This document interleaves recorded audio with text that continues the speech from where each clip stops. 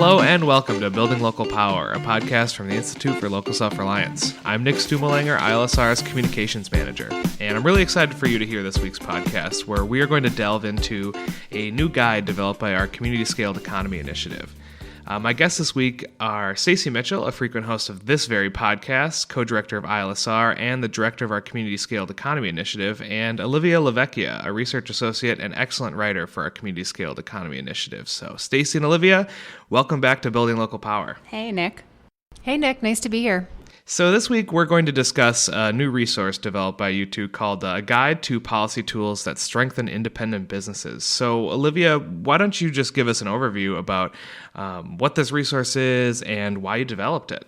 I think it can be difficult to look at just a bunch of different policy tools and to know where to start or what is the right fit for your community.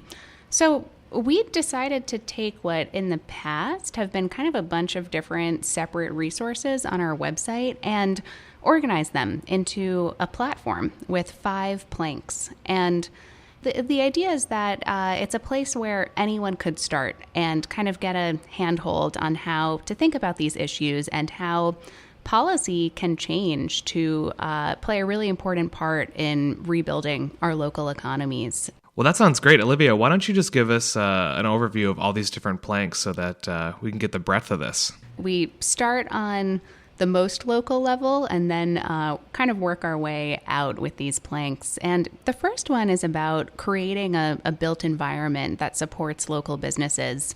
The second one is reorganizing economic development programs. The third is enabling access to sufficient capital. Fourth, implementing an equitable tax system. And fifth, promoting fair and open competition. And in each of these planks, we have policy tools at the local, the state, and the federal level. So there are a lot of different places to start. Well, that sounds really interesting, and I think that it's an attractive thing for us, at least the resource guide, to be able to say, these are all things that, we've been talking about on this podcast and throughout our website, and kind of getting them all into one spot, is useful as we look over this type of thing to say, like, okay, here you go. Here's a consolidated package of all the things that you could have your community do to build your local economy. That's right. I mean, I really think this policy toolkit works on a couple of different levels. It works as a very practical tool. So if you're a citizens group and you're looking to figure out how to address these issues in your community or your state or what it is that you should be asking your congressperson about, this is a great guide for being able to do that. It also works on another level, which is, it really speaks to ILSR's overall thesis about what's happening in the economy. As we've seen more and more consolidation, a handful of companies that have gained control of a lot of different industries, this loss of small businesses and the decline of local economies, growing inequality. What our analysis shows is that those things didn't happen by happenstance. They didn't just come about. That these really are products of deliberate policy choices that have been made over the years that have favored big businesses over small, that have favored consolidation over local economies. And so this policy guide is a way of illustrating how that is, of showing what are the big major areas of policy that have driven consolidation and undermined local economies, and what would it look like if we made different decisions in each of those areas of policy. So it works on both of these levels, both as a guide and as an explanation for what our research overall has found. And the last thing I want to say about this is that this is really a living document, and so we'll be adding to it over time, and we'd love to hear from listeners. If you have ideas or things that you think are missing, let us know. So yeah, let's dive in. And I think one of the areas that it seems that this is kind of most evident what you're saying, that it kind of tackles these systemic things that maybe a lot of people don't notice about their local economies, is in the section on enabling access to sufficient capital, talking about who is going to be lended to and what kinds of businesses or developments are going to kind of get that funding. So I'd love to hear a little bit more about that. Yeah, one of the things that we have found that's very much undermining local businesses is that they don't have access to loans to finance their businesses, the way that they used to.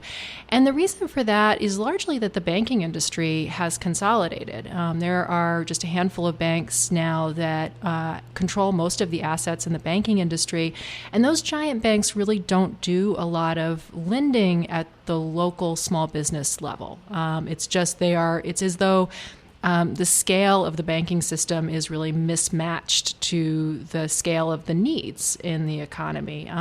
So one of the things that we've seen is that small business lending has declined sharply over the last 20 years. And loans to large businesses and capital availability to very large companies has expanded dramatically. And so this is one of the things that's really fueling the kind of structural changes that we've seen in the economy. So figuring out how to change that and open up more financing and get our collective capital really directed into the right places is a key part of this plank. And we outline a number of different ways to do that. Yeah, and I recall from an earlier Building Local Power podcast episode that we had with Justin Dahlheimer of the Osakis Community Bank. He really discussed that the benefits of being a community bank and being able to say, like, I know what kinds of things are going to be valuable to this community. I know what kinds of things I'm going to be able to see my neighbor at the grocery store and like talk to them about these types of things. And I think that local focus is really, really key. What do you think one of the most exciting policy recommendations you have in here on this capital question is? I mean, I see a few of these things in here that are some of the more federal level, but what can communities do? Yeah, I mean, as you noted, there are important banking policies at the national level that we need to change to really break up these big banks and restructure our financial system. But we don't have to wait for Congress. We can start acting at the local level. And I think one of the more exciting policy tools that we see out there is the idea of starting a public partnership bank. We've written a lot about the Bank of North Dakota, which is the only publicly owned bank in the country. It's a kind of a wholesale bank, you could say. It actually partners with local banks and makes local banks and credit unions much stronger as a result of that partnership. So North Dakota is a state where 83% of the deposits in the state are held by locally owned banks and credit unions. That's compared to less than 25% nationally. So a really big difference. And North Dakota also has much higher levels of small business lending and lending to farms than any other state does. I mean, it's really quite remarkable. This is a model in North Dakota that's been around for decades and decades. It dates back to about 1919. But now what we're seeing is a lot of cities are beginning to look at this and saying, if North Dakota can do this, then we can do this at the city level. So we know Oakland is talking about this, Santa Fe is looking at it. And in fact, this fall, residents of Los Angeles are actually going to vote on whether or not to establish a city-owned bank.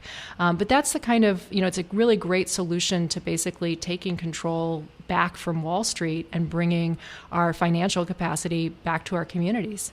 Yeah, and it seems like such a sea change to kind of say, there's actually this focus locally on what's going to be best for the community. And, even if you can bring it from, Wall Street to Bismarck, that's a little bit closer, to your hometown, that type of thing. And I think that that's really exciting. And it's good to see good local activism kind of burgeoning this momentum. I know that our research on the Bank of North Dakota gets cited all over the place when they're talking about these types of things. So that's good to see. And that kind of transitions kind of nicely into another plank of this, which is the built environment that supports these local businesses. You need a better development to enable small businesses, more walkable communities, those types of things. So maybe you could just give us a sense, Olivia, on what this built environment question looks like for small communities and big communities as well. Really, in a similar way as when we're talking about what types of businesses can access capital, the built environment has a lot of impact on the types of businesses that are able to succeed. And when we're talking about the built environment, we're talking about how big are the storefronts? What types of buildings are getting built? How are places connected? Is it sidewalks? Is it really car oriented? And all of these questions, they're impacted a lot by decisions that cities make. And it also gives cities and other forms of local governments a lot of capacity to shape them. Independent businesses, they generally do really well in a built environment that is varied, is diverse, is walkable, made up of a lot of storefronts of different sizes and particularly small sizes. Cities can, design an environment that looks like that. So in our guide, we have a bunch of different examples of different tools to use here. There are policies that cities can use to encourage commercial diversity. So to say, we want a lot of different types of businesses. And there are also policies they can use to ensure that new construction includes space that is appropriate for locally owned businesses, and not just, the kind of big spaces that are much more suited to a national chain and not accessible to them, both because those spaces are more expensive and because it's a somewhat different kind of business model. And, one thing about these built environment policies, too, is that they kind of work as solutions to a range of different problems. So some communities are trying to revitalize downtowns and figure out ways to bring businesses into vacant storefronts. And others have a lot of development and rapid investment and are trying to figure out how to mitigate displacement or ensure that that growth is kind of distributed equitably. But a lot of the built environment tools that we talk about in this plank of the policy guide work kind of for both situations and for a range of situations in between them. So it seems like a really solid way to move forward in a place that, maybe there hasn't been a lot of development in the past, but you want to kind of revitalize an area. I think that that's really smart. There's a number of different things on here, policies that you can do, talking about community ownership of these spaces, talking about reusing maybe empty box stores that have left or something like that. There's there's an interesting opportunity, it seems, in a lot of communities that we hear about all the time in the news to kind of take back some of these spaces, I think. I'm glad that you're able to offer so many different things. I'll note that for listeners of the podcast, we also interviewed Anne Marie Rogers, who is in San Francisco, that helped develop a formula business restriction, as well as Chuck Marone of Strong Towns, who talks a lot about good, solid development in cities and talks about maybe where people have gone wrong in the past. So it seems to me as well that some of these development programs, they necessitate a little bit of an infusion of cash, some tax dollars that are going to be able to help build some of that new development program and those solid things for the communities. So Stacy, can you kind of get into the tax system? I know it seems like that's a big question, but what can local communities do to improve their situation? How we structure our tax system has a lot of impact on business and on the economy. And so just to give you a couple of examples of how this is playing out right now, one example is that we have a lot of loopholes in our corporate income tax system, both at the federal level and in many cases also at the state level. One of the consequences of these loopholes is that a lot of global companies are able to pay much lower tax rates than independent businesses are. Amazon, for example, benefits from what a Newsweek investigative reporter has described as an extremely advantageous tax rate by virtue of having subsidiaries in Europe and elsewhere where it shifts around its profits and thereby gets out of having to pay income taxes on those profits. Over the last 5 years, Amazon's paid an average effective tax rate of 11%. Which, just to give you a sense, is, a typical independent retailer, without a subsidiary in Luxembourg or the Cayman Islands, they're paying twice or three times as high a federal tax rate as Amazon is. So it's a very unlevel playing field. And to just take a very different and very local kind of example of how this plays out, if you think about our property tax system, so property taxes supply a large share of the revenue that local governments rely on. How we structure our property tax system really has a lot of implications for the built environment and then ultimately independent businesses. One example of this is that we typically don't tax land at a very high rate. We tax the value of the building. And so what that means is that a big box store with a huge acres and acres of parking around it, that's relatively low value. It's a cheap building. Parking lots are not expensive. And so the amount of tax revenue that a typical big box store pays is quite low per acre. Whereas if you have a mixed use, multi-story downtown building, with either underground parking or no parking, that per acre is a lot of property tax revenue. And likewise, there's a disparity. The big box store costs a lot more in terms of the services that you have to provide to it because it's so sprawling. Everything that it needs is a lot more intensive use of the services, whereas that compact downtown block doesn't require nearly as much expenditure and services. So the result of this kind of favorable treatment of the big box stores in the property tax system is that that type of development is essentially incentivized and is cheaper to create. We could think about reversing this. Say we made surface parking lots super expensive from a property tax standpoint. Say we actually valued land as a higher share of the overall property tax bill. That would change those dynamics, and it would make that kind of development less attractive, and it would make the mixed-use, small-scale, walkable development more attractive. So those are a couple of examples, and in our policy toolkit, we talk more about this issue of how cities and states and federal government can approach the issue of taxes, but that gives you a sense of why this matters and the landscape that's out there. Yeah, and I think that this policy guide does a really good job of helping unglaze people's eyes when you're talking about a tax system. I think that it's a really useful way to think about it that, we have a certain tax system and, people complain about it all the time or they have lots of opinions on it. But, we are valuing certain entities over others when we're valuing, big surface parking lots and giant big box stores less for property tax purposes than, more vital independent businesses and mixed use development. I think that that's a really useful thing for our audience to kind of hear because it almost inherently says, you look at a local hardware store or you look at a local printing shop, there are spillover benefits. You look at a local, I should say, a not very local, Best Buy store or something like that. And you're saying, well, I don't really know what the spillover benefits are besides like if my nephew works there or something like that. And I think that it's like a useful thing that, those are not parts of the community in the ways that independent businesses are.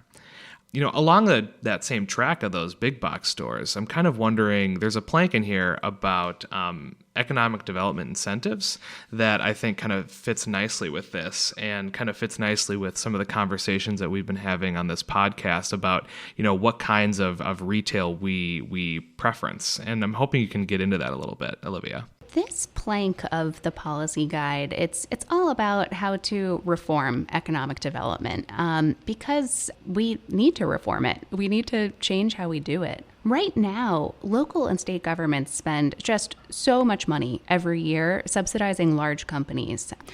Sometimes it's a 20-year tax incentive. Sometimes it's saying, okay, you don't have to pay property taxes if you build on this location. Sometimes it's making improvements to the location. Sometimes it's a direct handout. The Amazon HQ2 plank. Exactly, right. Estimates put the figure of all of these handouts at about $70 billion annually. And research has also found that this money flows disproportionately to the biggest competitors. One study from our allies at Good Jobs First found that even in economic development programs that say they're open to businesses of all sizes, it's still large companies that are getting, the overwhelming portion of subsidies from those programs. And a lot of other research has found that, on metrics like job creation and other really vital ways to measure these programs, they also aren't even that effective. They don't work that well. How do we rethink economic development? In the guide, we go over a few ideas, and they cover, sharply reducing incentives and subsidies that go to economic development, but in cases where they are still used, making them a lot more transparent and more equitably available to different types of businesses. The ideas include ways to make economic development more about investing in the kinds of public goods that benefit all employers. And then finally, some of the ideas here also include ways to make kind of targeted public investments, particularly in communities that have been economically marginalized. One of the examples that we give kind of in that area is It's a program in Pennsylvania, the Pennsylvania Fresh Food Financing Initiative.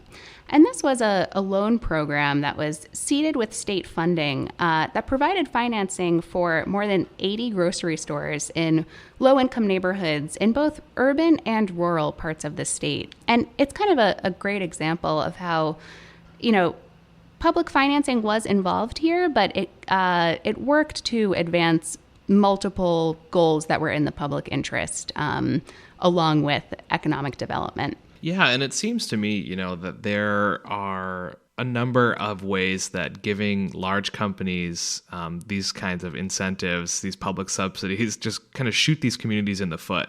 They reduce their tax revenue so that they can't, implement other economic development programs, and just to entice a certain amount of small jobs like Foxconn in Wisconsin, or a lot of these cities vying for Amazon HQ2. There's a lot of downsides to trying to just attract these large companies when, in a lot of ways, it's choking out some of the really great things in independent businesses and retailers that could actually be improving the local economy and kind of making it more resilient overall. Because if that plant or if that larger company shuts down, leaves, decides that it's more economic to do something somewhere else, from a faraway decision, then that community can be devastated. I think that's something that, Stacy, you've written a lot about in terms of Walmart overbuilding and then kind of retracting back as well, as we see moving forward. So I think that that's like a really useful plank for this, saying that if you don't do these local things, your community could really be harmed. I think that's absolutely right. And, just this week I saw a story that I tweeted about, a community where Walmart came in several decades ago, and the entire downtown just about was wiped out. It used to be a place that, it had a central square, a historic square, and there were lots of different kinds of businesses on that square. Walmart showed up in the 1980s, and most of those businesses disappeared. And now today, Walmart's actually leaving. They've decided to get out of this town, decided they're not making enough money there apparently, and are just going to go somewhere else. So yeah, you're absolutely right. As we think about these policies, it really is about how do you build a resilient community, and how do you have a level of community self-determination, really, about your future. I mean, I think this is one of the most sort of profound feelings that you encounter out in the country right now, is that a lot of people and a lot of communities really feel that they're at the mercy of these outside forces. And, a big part of what we're working on here at ILSR is what are the tools you need to take charge of your local economy and to actually have ownership and decision-making local, and have that control into the future. So the final plank of this guide talks about promoting fair and open competition, and I think we've touched on it in all the different other sections. I'm wondering what that more systemic perspective looks like when we're talking about these policies at the local, state, and federal level to promote open competition. Yeah, back in the 1970s and 80s, we really had this sea change in the ideological thinking behind our economic policy. And as a result of that, we radically altered how we interpret and enforce our antitrust laws. And we also changed a lot of other sector-specific laws about our banking sector, about our media sector. We used to really embrace the idea through much of the 20th century that policy ought to work to decentralize economic power, to structure the economy in ways that opened up opportunity, that encouraged competition, that created more room for people to come in and find work, find jobs, that there was a greater diversity and dynamism. That was the goal. And also that we really wanted to have economic capacity dispersed across all the different regions and areas of the country, that having it highly centralized in specific companies and specific locations was not good for the country and was not good for democracy. So that was sort of the reigning thinking for many decades through the 20th century, and that really shifted quite radically beginning in the 1970s. And so the last plank of our policy guide is really about how we need to reclaim competition policy, antitrust, and really make this idea of an equitable, decentralized economy once again, central to how we interpret these laws and how we make new laws in this area. So a big part of that, as I've already described, is that we need to reform antitrust in a big way, and we've of course talked about that in a number of different episodes of this podcast. But there are other things too, and some of the kinds of ideas that we talk about at the state and local level include things like having a pharmacy ownership law, and we highlight North Dakota as a really innovative state that has prohibited pharmacies from being owned by corporations. If you want to operate a pharmacy in the state of North Dakota, you have to be a pharmacist.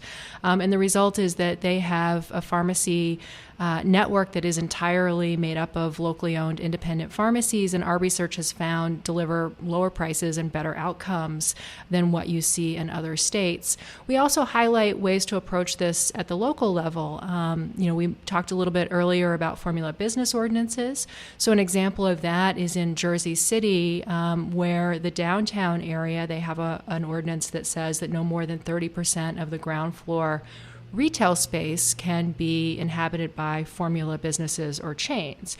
And so they have a way of essentially saying, we know that chains have a lot of advantages in this market. We know that real estate and financing all work to favor chains. And this is a law that ensures that there's going to be ample room for independent businesses and that we really have a balanced, dynamic, open economy for those businesses to thrive. Yeah, and it's so great because I think that all the different planks of this policy guide kind of feed into this more open competition, promoting this kind of fair and open competition. And I think another thing that a lot of folks really maybe get from our work and some of our allies' work is kind of just pointing out all the ways that monopolies kind of rule our lives. I think that it's a really useful thing, when you think about airlines, when you think about, one of our co-founders' favorite example is toothpaste. When you think about beer, all these types of things are really ruled by monopolies, and pointing these things out and making people aware of them is really important from the kind of personal level. I know I've had many conversations with people in my life, where they had no idea that, all these different, I'll use a personal example, beers are owned by the same company. And it's just useful to kind of point out and say, there is really something we can do about this. And there is something that we can encourage our elected officials to do, encourage our local leaders to do, as well as people at the state houses all throughout the country. And I think that these are a number of really, really great recommendations for all of our listeners to kind of print out, bring to their city councils, to their state legislature, to their elected officials on the federal level as well. That's absolutely right. And as I said earlier at the top of the podcast, this is a resource that's going to be growing over time. This is our first collection of what we have, and we know there are more things that we're going to be adding to it. So really encourage people to check back and also to sign up for our Hometown Advantage newsletter if you want to keep up with new research and new developments that we're adding to this policy toolkit. One thing I'll add there, too, is that this policy guide is it's kind of an entryway into a lot more depth and a lot of other resources about all of this. So we've mentioned, some of the specific policy tools that we have within each of these 5 categories. And listeners, when you go to the guide, you'll see all of those specific tools are links, and they take you to a page that does a deep dive on these individual policies too, including examples of communities that have implemented them and the exact text of what the policy looks like in that community. So we hope that this guide offers some ways to be hands-on too, and to really get the tools you might need to start thinking about this or doing it in your own communities. So thank you so much for kind of going through this policy guide with us. I really appreciate it. And as we move into the last segment here, the reading recommendation, I want to do something a little bit different and kind of prompt you with a big question, since we've been talking a lot about big questions this podcast. If you can give our readers a recommendation on something that you read or experienced recently that kind of changed how you viewed the world. The first thing that comes to mind for me is kind of an experience and something I read a couple of weeks ago. At the end of May, beginning of June, here in Maine, there is an annual fish migration of a type of fish called an alewife. One night just after work, I hiked out to a river, and there were just thousands of these fish along the river and kind of gathered in one of the pools there. And the really kind of amazing thing about this is, I went home and started to read more about this fish migration, and it was actually interrupted for many years by dams along the river that I had gone out to. And reading about those dams and then the real kind of local and grassroots effort to remove those dams and to restore this fish migration, I thought it was a really good example, hopeful example of local activism and the kind of change that people can make on the local level. That's great. Stacy? Well, mine's a little bit different. Mine's more in the category of just having a moment of pure wonder and leaving it at that for your mental health. It's a mental health break, which is drop whatever you're doing right now and go to the New York Times website and watch this video about how spiders fly. It's astonishing. It's not just some spiders that fly. Lots of spiders fly, and they fly for miles, and they can cross oceans. And they do it by extending this little piece of their silk thread.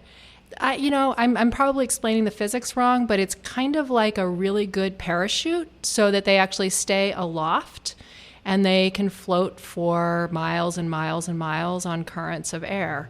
And there's this incredible video of it.